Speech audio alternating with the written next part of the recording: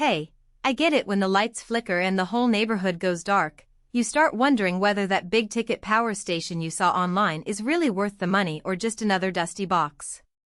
I've been talking to a lot of friends who live in storm-prone areas, and the common thread is the fear of buying something that looks impressive on paper but ends up sitting unused or, worse, fails when you need it most.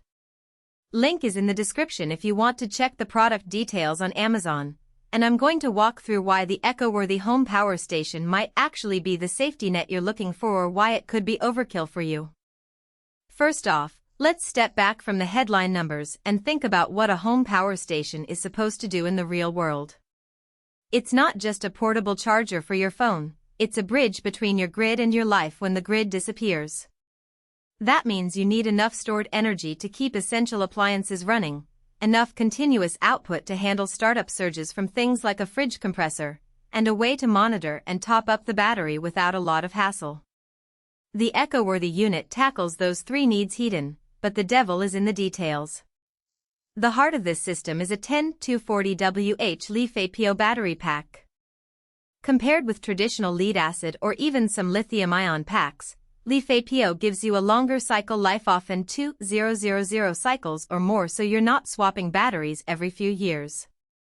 For a homeowner who expects to rely on this unit for years, that longevity translates into real savings.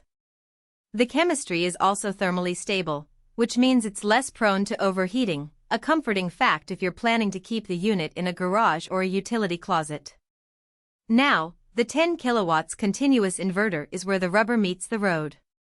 Most home power stations cap out at 2 kilowatts or 3 kilowatts, which is fine for lights and a TV but can't handle heavier loads like an electric water heater or a well pump.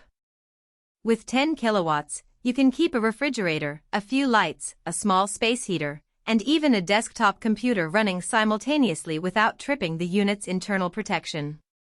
In practice, I've seen families use a similar setup during a 2-day outage and still have enough juice to power a microwave, a laptop charger, and a medical CPAP machine all at once. One of the things that often trips people up is how to actually charge a big battery like this when the grid is down. eco-worthy includes built-in Wi-Fi and Bluetooth, letting you monitor state of charge from an app on your phone. The app shows you real-time input from solar panels, AC chargers, or even a generator if you have one hooked up. That closed-loop communication isn't just a gimmick, it lets the system balance charging currents so you don't overstress the battery and you can see exactly how much solar you're harvesting on a sunny afternoon. If you're a DIE type who wants to add more panels later, the Ultra expansion capability means you can stack additional battery modules and keep using the same inverter, which is a rare feature at this price point. Speaking of price, this isn't a cheap entry-level unit. The capacity and inverter size put it in the premium bracket, and that's reflected in the cost. If you're on a tight budget, you might be better off with a smaller 2 kilowatts unit that can still keep the lights on and the fridge humming. The trade-off is clear. You either invest now for a system that can support larger loads and future expansion, or you save a few $100s but accept a more limited backup window. Let's talk about real-world setup. You'll need a dedicated space, ideally a well-ventilated indoor area, because the unit is about the size of a small refrigerator and weighs a few £100s.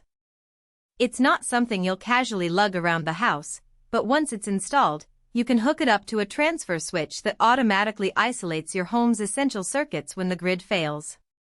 That way, you don't have to scramble to plug in individual appliances. The kit comes with all the necessary cables and a quick start guide, but you'll probably want an electrician to wire the transfer switch correctly. It's a bit of an upfront effort, but most users I've spoken with say the peace of mind is worth the one-time professional fee. Now, who should really consider this power station?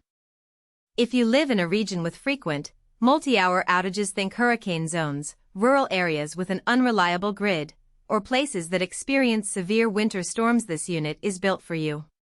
It also makes sense for anyone who runs critical equipment at home, a home office with a desktop and networking gear, a medical device that can't afford to lose power, or a small workshop with power tools. Off-grid enthusiasts who already have a solar array will appreciate the ability to expand the battery bank without buying a whole new inverter. On the flip side, if you're a renter who can't